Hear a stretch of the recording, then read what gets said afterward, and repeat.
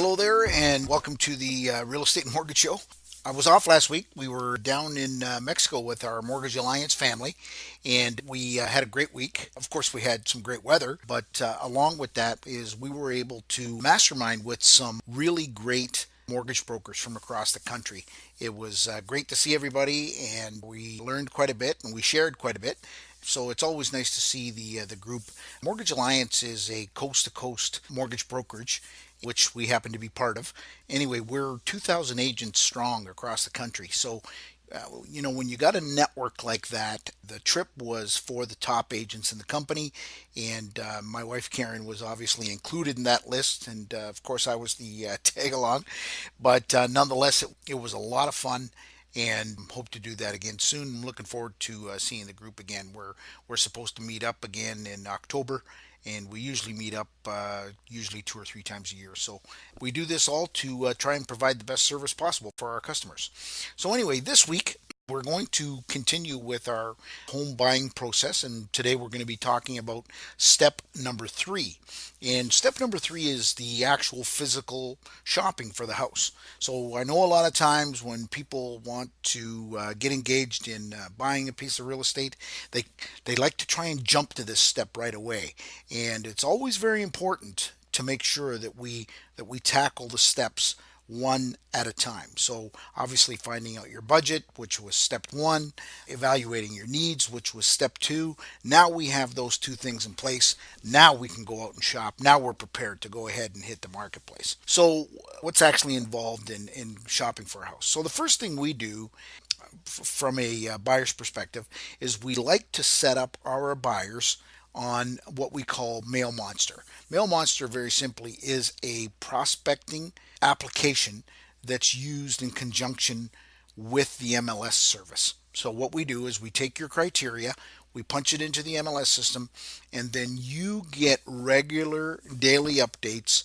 of new listings that hit the market and any listings that have had any changes to them. Most importantly, if they've had any changes in price. Now, obviously, the benefit of being plugged into a system like this, as opposed to just hitting realtor.ca on your own, is these new listings and updates are done in real time. Okay, realtor.ca, the upload I think happens somewhere between 6 o'clock in the evening to 10 o'clock in the evening. Quite honestly, folks, in a market like we're having, that may be enough for you to lose the listing or lose the home of your dreams. So you want to make sure that you're hooked up with a realtor that has set you up on the prospector system to get regular updates of listings that meet your criteria. Okay. Now, we usually go one step better than that. We usually like to go back and take a look at perhaps what has been on the market maybe 6 months or a year ago. Okay, and we do have a way to look that up in our database, and that way you're not just looking at what's on the market now, but you might be looking at something that maybe somebody was on the market last year and maybe they were just a little aggressive on their price, but now this year it looks like it makes sense. So we go back and try and find those people for you and see if they're still interested in selling. Okay, the other thing we do is, of course, we scour the for sale by owner market. Not that it's a big market, but nonetheless, it's a market that exists. We want to make sure that the home of your dreams, if it's sitting in that particular sector of the marketplace, we want to make sure that it's there. We want to make you aware of it, and we want to take you through it. Okay. In fact, just a couple weeks ago, I think I might have mentioned in one of our last recordings, we were working with some buyers. They had several kicks at the cat in terms of trying to find a house. And when I say kick at the cat, they tried to make an offer on something, and they just weren't able to because there was multiple. Well, they did make offers, but they didn't win out because of multiple bids because we're in such an aggressive market. I found a house that was suitable for them via the for sale by owner market, and we were able to strike a deal with the seller, and now they're the happy owners of a new property. It's a rental property for them, and they're quite excited. So, but this only can happen if there's a buyer agency agreement in place. Okay, when there's no buyer agency agreement in place, you're kind of left on your own. And quite honestly, folks, the market's fast, and when you hook up with somebody who does it full time, like me, then I can help you find the right house for your needs. Okay, so Mail Monster is definitely important, but more importantly is just the familiarity with the marketplace. Okay, now what we want to do when we're shopping is we want to make sure that we stay within our budget. Okay, so just for an example, if your budget was $350,000, you don't want to be shopping for houses in the, you know, 385 ish, 390, $400,000 price range. Even in that high, uh, I still say that with tongue in cheek, because the sales to list price ratio here in our area right now is a little over 98%. And that's on an average, okay? So if you get into these bread and butter homes, anywhere from 260 to 350, I mean, you're talking about a very hot marketplace. So, to think that you can get the price down 5 or 10%, it's just not going to happen. Not in today's marketplace, okay? So, it's very important to try and stay within your budget, because if you're shopping way outside of your budget, you're not going to get them down. And quite honestly, you're just going to tease yourself and waste your time and waste the realtor's time. And it's just not a fun process. So make sure that you stay within your budget. Okay. So the next thing is looking at a house is a process of elimination. All right. So when you look at something and you look at a particular house, you want to be able to either act on it or eliminate it. Okay, and once you've eliminated it, then it's gone. Let's carry on. Let's go look at some other houses. All right. Sometimes people have a hesitation of making an offer on a house if it's the first house they've ever seen.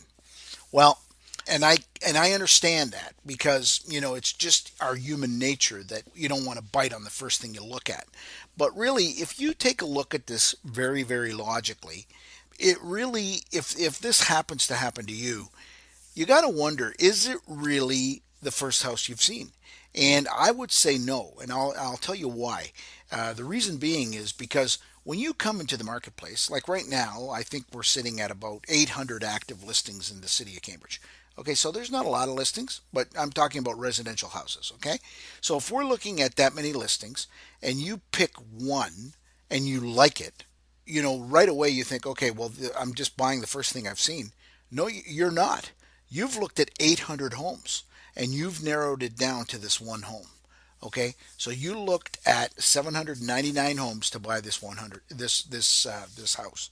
All right, so don't be too concerned about buying the first thing you see. Obviously, you want to exercise due diligence. You want to make sure that you put your home inspection clause in there and you put your financing clause in there, or anything else that you have to address. But again, remember that the process of shopping for a house is a process of elimination.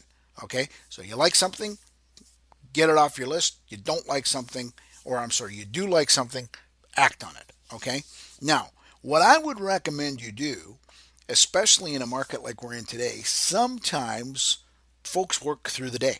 Okay, now the plus part is we're now well into spring and our days are getting a little bit longer.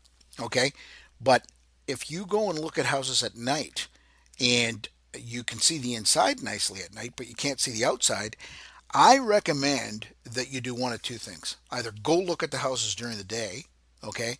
Because, folks, this is a big investment, okay? We take time out to get our teeth cleaned, we take time out to go get a doctor's visit. Folks, you're spending 300, 400, $500,000, and if you can at all afford to take the time off work to do it, or you have the flexibility to take the time off work to do it, because you want to make sure you see what you're buying.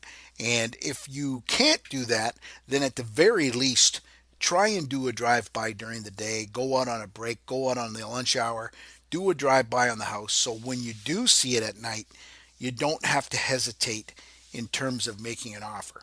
Okay, because the one thing is and one thing that always puzzles me is people that want to postpone making an offer, or they want to delay, or they want to sleep on it. And you know what, folks? In a normal real estate market or a slow real estate market, you have the benefit of doing that. Absolutely. In a market like we're in now, you don't have that benefit. Okay? So the last thing you want to do is lose out on a house because you delayed. And I've seen it happen many times where people want to sleep on it or think about it. Then they call the next day and say, "Hey, yeah, we're ready to go ahead and make an offer." And I go, "Yeah, you know what? Good luck with that one." They had three offers last night. They took the highest bid.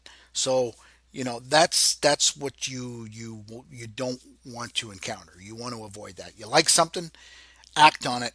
Remember, like I said, you got conditions to protect you, but don't lose out because you're scared. Don't be scared. I know it's easy to say don't be scared because I do this all the time, and I understand your timidness. Okay, in terms of it is a big decision, but remember there's things in place that you can do to protect yourself. So don't worry about that. Now, the last thing I want to talk about is about how many homes you should look at in one appointment. I recommend, okay, now I've been in the business since 1987. I recommend no more than 4 or 5 homes at an appointment, okay? So, you set up an appointment with a realtor, you want to go look at some houses, do not set up more than 4 or 5. The ideal number is 3, okay? But 4 or 5 is the max, okay? Because what ends up happening, and I've seen it happen dozens of times, where people start to confuse houses, they start to mix them together, and all of a sudden they're making a decision on a property that they thought they were buying and they're not getting. They started mixing houses together and it just didn't make sense. Okay? I know I've spoken to some of my colleagues where they've had, oh, I'm showing 23 houses today. And I'm like, wow, how many appointments do you have? And it's one. I have one buyer. And I'm like, you are absolutely nuts. You're doing no service to that buyer whatsoever. You're just going to confuse the heck out of them. And when you look at that many properties, you're just going to be so confused by the process. Don't do it. So that's what I recommend. 3 houses is the ideal number. No more than 4 or 5 at the very, very most. Okay. So anyway, that's step 3 in the home buying process. Next week we're going to be talking about the offer. So once we find something we like, what do we do? How do we pull the trigger? Okay. So if you have any questions about this week's show, by all means, send me an email, walter@maximumresults.ca, or call me at the office, 519-624-9222. Hope you have a great week, and we'll talk to you next week. Thanks again for listening to this week's episode of the Real Estate Mortgage Show. If you have any real estate questions, please direct them to me at 519-624-9222 or walter@maximumresults.ca, or you can find me online at www.cambridgehouses.com. If your interests are in mortgages, please feel free to call 519-624-9222 or email Karen@maximumresults.ca, or you can find her online at www.m as in Mary, R as in Roger, financial.ca. Thanks again for listening, and I hope you have a great week.